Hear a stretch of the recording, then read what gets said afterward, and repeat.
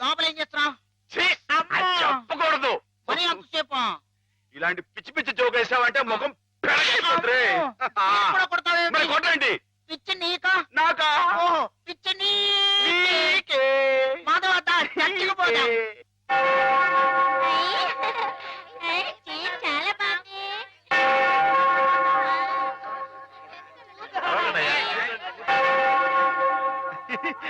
నేను ఇక్కడ వెళ్ళే.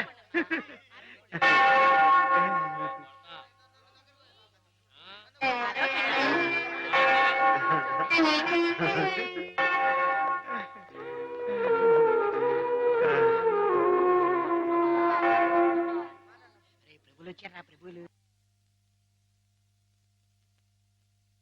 ఏమిటమ్మా? ఒక జీవితానికి సంబంధించిన ముఖ్యమైన సమస్య గురించి ప్రభు సలహా కావాలి ఫాదర్. ఏమిటో చెప్పమ్మా. ఒక ఊర్లో ఒక అబ్బాయి ఒక అమ్మాయి ఉన్నారు. ఆ అమ్మాయి ఆ అబ్బాయిని ప్రాణం కంటే మిన్నగా ప్రేమించింది. కానీ వాళ్ళిద్దరు కులాలు వేరు, అంతస్తులు వేరు. ఆ కారణంగా నేను నిన్ను ప్రేమిస్తున్నానన్న మాట పెదవుల దాకా వచ్చినా నోరు విప్పి అతనికి ఎన్నడూ చెప్పుకోలేకపోయింది. ఆ అబ్బాయికి ఆ అమ్మాయి అంటే అంతులేని అభిమానం. ఆ అమ్మాయి సుఖ సంతోషాల కోసం తన యావదాస్తిని ధారపోశాడు అతను. మానసికంగా శారీరకంగా చిత్రహింసల్ని భరించి గతి తప్పిన ఆ పిల్లని మళ్ళీ మామూలు మనిషిని చేశాడు. పెళ్లి చేసుకోవాల్సిన సమయం వచ్చినప్పుడు ఆ అమ్మాయి తనకి కొత్త జీవితాన్ని ప్రసాదించిన ఆ అబ్బాయిని చేసుకోవాలా? కట్టుబాట్లకి లొంగిపోయి మనసు చంపుకొని పెద్దలు కుదిర్చిన పెళ్లి చేసుకోవాలా? ప్రభువుని అడిగి చెప్పండి ఫాదర్. ఎవరా అమ్మాయి? నేనే ఫాదర్. మరి ఆ అబ్బాయి? నాకు అనవసరం. ఆ అబ్బాయి ఎవరైనా సరే నాకు అనవసరం. అటువంటి అడగకూడని ప్రశ్నలకు ప్రభు మేము సమాధానం చెప్పంగాక చెప్పం. అంతే చెప్పం.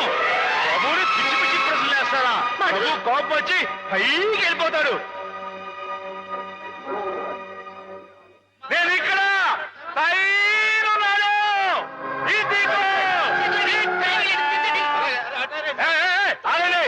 ఎవరైనా పైకి వచ్చారంటే తూకేస్తా. పోండి, దూరంగా పోండి. Helicopter helicopter. ఊరుకోవయ్యా.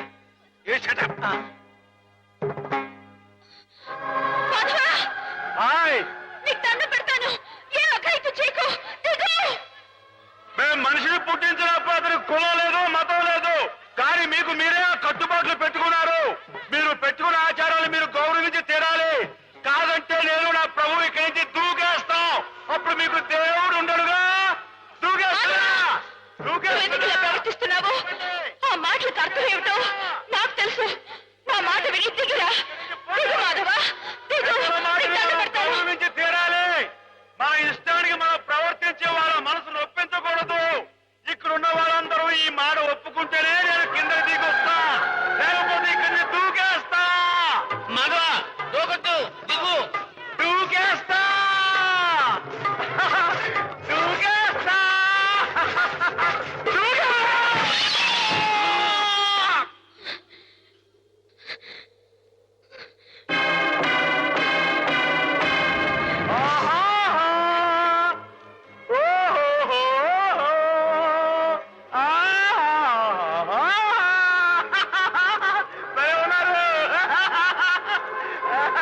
మనసు నిండా మాధవుడు రూపం నిండున్నప్పుడు ఈ ఒట్టె కట్టెని నీకు అప్పచెప్పటం భావ్యం కాదనిపిస్తోంది బావా.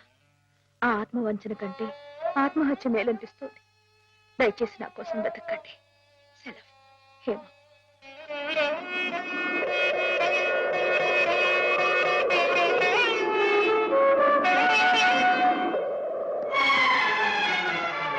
మాధవ మాధవ రానుంది.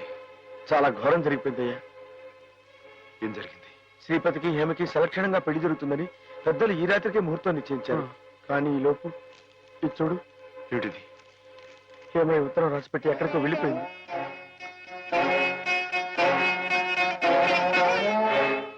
నిజమా? నిజమే మాధవ. ఆవిడ తను చేసుకుని అంటంతో శ్రీపతి గారు ఎదురు తిరిగారు. హేమకి నేను అక్కర్లేకపోతే నాకు హేమ అక్కర్లేదంటూ వాళ్ళ కాలేజీలో పనిచేసే ఓ టీచర్మని అదే ముహూర్తానికి పెళ్లి చేసుకుంటారంటూ పట్టుబట్టు. లేదండి, అలా జరగడానికి వీలేదు. శ్రీపతి బాబు తప్పు కూడా అమ్మాయిగానే పెళ్లి చేసుకోవాలి. అది ఎలా కుదురుతుంది మాధవ? హేమ ఈ పాటికి ఏ గోదాట్లను దూకి ఆత్మహత్య. ఆ అమ్మాయి గారికి అన్యాయం చేయడానికి ఆ దేవుడికి మనసు ఎలా వస్తున్నారా? ఆవిడకి ఏం అపాయం జరగదు. నువ్వు వెళ్ళి ఆ అమ్మాయి గారు ఎక్కడున్నారా అని చోట వెతుకు. నేను ఇక్కడి నుంచి ఎలవలా వచ్చి శ్రీపతి బాబు కాళవేళ పడి ఆ అమ్మాయి గారిని పెళ్లి చేసుకుంటూ చూస్తాను. నువ్వు వెళ్ళు.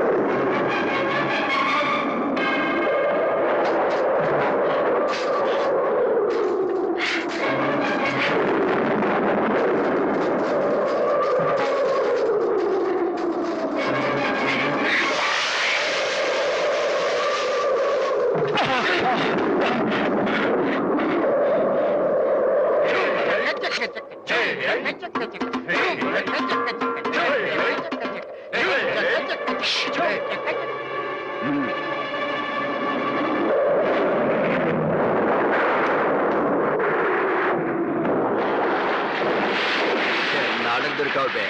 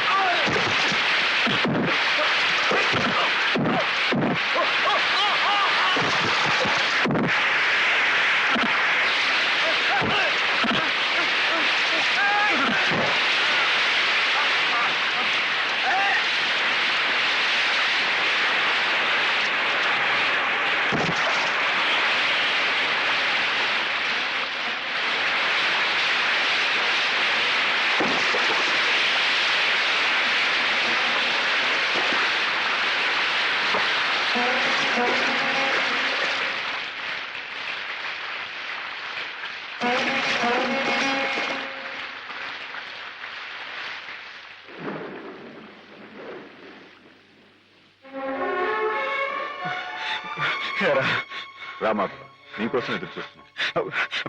బాబు గారు, ఆ అమ్మాయి గారు ఎక్కడ? చెప్పండి, మాట్లాడమండి. అమ్మాయి గారికి ఏమైంది?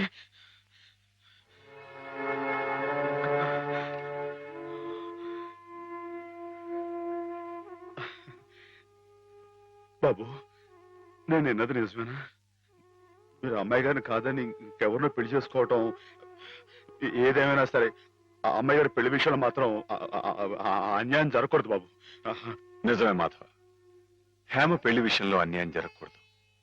అందుకే నన్ను చేసుకోవడం ఇష్టం లేక గోదావరిలో దూకిన హేమను ఒడ్డుకు చేర్చాను. నాకు ఇంకో అమ్మాయితో పెళ్లి జరగబోతోందన్న అబద్ధంతో నిన్ను ముహూర్త సమయానికి ఇక్కడికి రప్పించాను. హేమకు అన్యాయం జరగకూడదని నీ మనసులో గట్టి కోరిక కనుకుంటే నేను చెప్పినట్టు చెయ్యి. ఆ గోదావరి తల్లి నీకు హేమకు కూడా మంగళ స్నానం చేయించింది.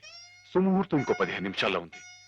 అక్కడ కళ్యాణం వెతుకుంది, ఇక్కడ హేమ సిద్ధంగా ఉంది. ఇవిగో పట్టుబట్లు, ఇవి కట్టుకుని హేమ మెళ్ళలో మాంగళ్యం కట్టు మాధవ.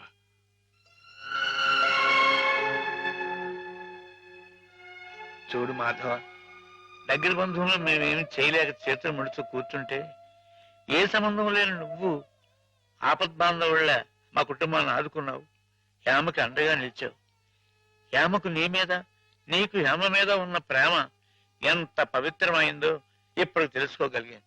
తొందరపడి నీ ముందు నోరు జారినందుకు పెద్ద మనసుతో నన్ను క్షమించి హేమ చెయ్యేందుకు బాబు. అవును మాధవ, అన్నయ్య తన కావ్యాల్ని నీకు అంకితం చేసి ఆ రోజే నిన్ను తన అల్లుని చేసుకున్నారు. హేమ మెళ్ళో నువ్వు 3 ముళ్ళు వేస్తే ఆ లోకాను ఉన్న మా అన్నయ్య ఆత్మ శాంతిస్తుంది మాధవ. లేదండి, ఇది జరగని పని. జరగని పని అంటే కులం గురించా నీ సమస్య మాధవ? నీలా యాదవుడైన కృష్ణుడు ఎవరిని చేసుకున్నాడు? క్షత్రియకన్య సత్యభామం చేసుకోలేదా? రాచకన్య రుక్మిణి చేసుకోలేదా? హేమ కూడా క్షత్రియకన్య మాధవ. మీరెవరు ఎంతగా చెప్పినా సరే ఎందుకో నా మనసు ఒప్పుకోవడం లేదు. ఆ అమ్మాయి గారు మీ సొంత మనిషి, ఆవిడ మీరే పెళ్లి చేసుకోవాలి. సరే అయితే, ఇందరింతగా చెప్తున్నా హేమ మనసారా నిన్నే కోరుకుంటుందని తెలిసినా కూడా నేనే హేమం చేసుకు తీరాలి అని నువ్వు పట్టుబడితే అలాగే చేసుకుంటాను మాధవ. కానీ పెళ్లి చేసుకున్న మర్నాడే హేమ నీకు ఇలా కనిపిస్తుంది.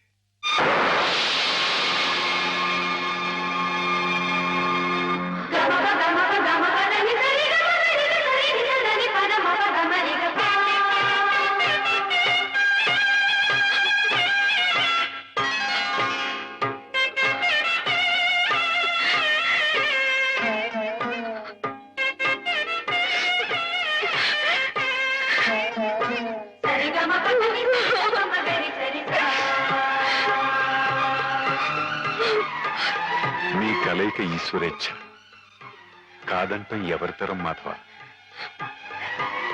ఇద్దరు పార్వతీ పరమేశ్వరుల్లా ఒకరి కోసం ఒకరు పుట్టారయ్యా.